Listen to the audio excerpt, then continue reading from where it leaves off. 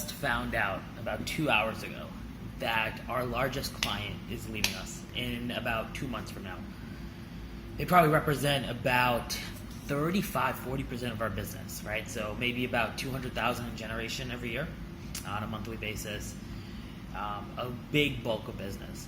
And obviously, the very first, opinion you're going to have is like, oh no, what am I going to do? To be honest with you, I just lost 200,000. Our business, we subset of probably 6 to 7 main clients. That's historically kind of how we've operated.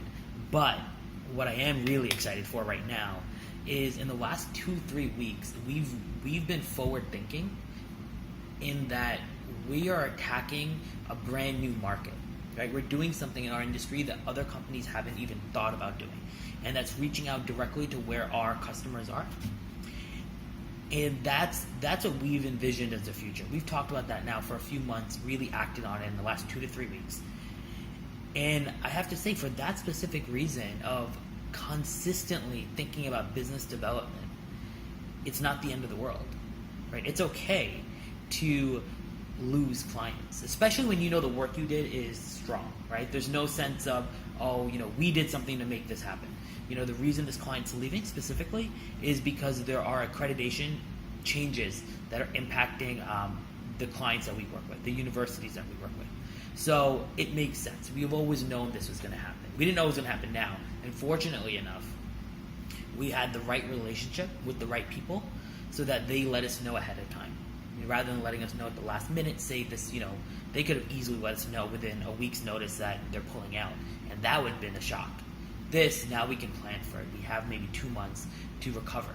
And we have 2 months to make a hardcore push on new business opportunities. And this is all to say that the main lesson is 2 things. One, it's regardless of how comfortable you get, regardless of if you have 4, 5, 6, 7, 12, 30 clients, always be pursuing new business. Even if it's not new business you're going to push on right away, even if it's not new business that you're going to start with, working with right away, always be pushing for new business. Always be setting up for new funnels of activity. We've identified in the space that we're in about 25 different funnels of business between new clients, between different social media avenues to pursue our end users, between strategic partnerships. There's about 25 different ways we can make money. And my lesson for anyone that ever is going to listen to this one thing is always be searching for new funnels of business, so that way if something were to happen, you can act on that immediately. And number 2, always develop the right relationship with your clients, because even if you don't have a great relationship with the decision maker, if you have a great relationship with your day-to-day contact there, with the administrative coordinator there, they can tell you a lot of information. And honestly, it's because of her that we probably saved our ass right now, and we're not going to scramble. So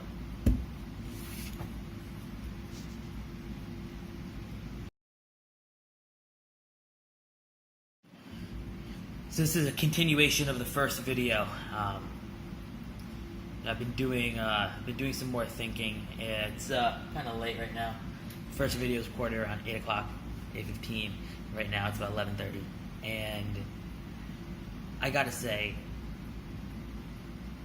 it definitely hurts when you lose your major clients.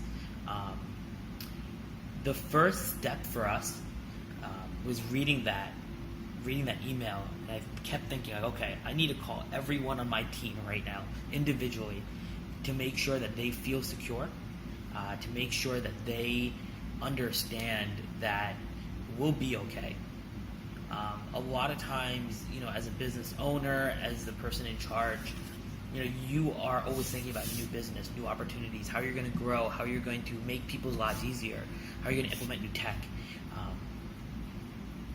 A lot of times your partners and your employees, they're not thinking about anything like that. They're thinking of, okay, well, we're going to lose our biggest client, Am I going to get laid off? Am I going to get fired? What's going to happen to the business? Is the business going to go under? We have an employee actually, and she has full access to our financials. Like, she knows what the company brings in on a weekly basis, on a monthly basis. She knows the outflow. I mean, honestly, it's not a hard step to her to figure out how much the partners in our business make on a financially. And her first question was, what's going to happen to you, Amar? Even though she has that information, and that was my actual second call. My first call, obviously, is to my main business partner. So we're talking about, okay, well, this is happening. How are we positioning ourselves in the future, and are we going to be okay? And the answer was yes, we are. Neither of us were freaking out. It's a hit to our business. There's no question, but it is not insurmountable. It is not something that's going to kill us at all. In fact, I would be surprised if we still dropped in total revenue of the year. We may not increase like we thought we were going to, but again, we're sitting in February 23rd? It's still way too early to tell. But my second call was to that specific employee, and to let her know that she's okay, she's taken care of, no matter what. We actually recently have been kind of hinting with her that when she's ready to, and she actually graduates college, we're going to bring her on full time. And that was my first thing I told her. Like, this doesn't change anything. We're still bringing you on, if and when you're ready. My second call was to our other main partner that deals with this client. And, for him, again, he's worried about, are we going to be able to drive revenue? Is a partnership going to continue? And I don't blame him for that. I don't. I think that's the very normal response, when you're consistently dealing with one client over and over and over again. And you realize that client's either leaving or they're taking on another partner or whatever that is. It's natural to feel that way. But again, it's about coming from a position of strength, letting them know that things are going to be okay. At that point specifically, nobody wants to hear about the next action plans to figure this out. They just want to know that you believe it's okay. And we believe that, it's going to be fine. Certainly an interesting day. And I think, for all the seasoned entrepreneurs listening to this, they're gonna know that this is kind of what you live for. You kind of like that up and down. I was having this conversation with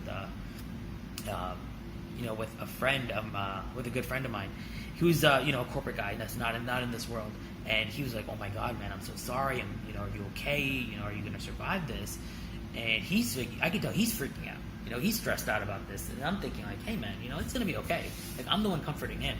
And all my seasoned guys listening to this, I'm sure you guys have been through that before. Lots of up and downs, lots of rocky roads, but it's a fun game. It's a fun game.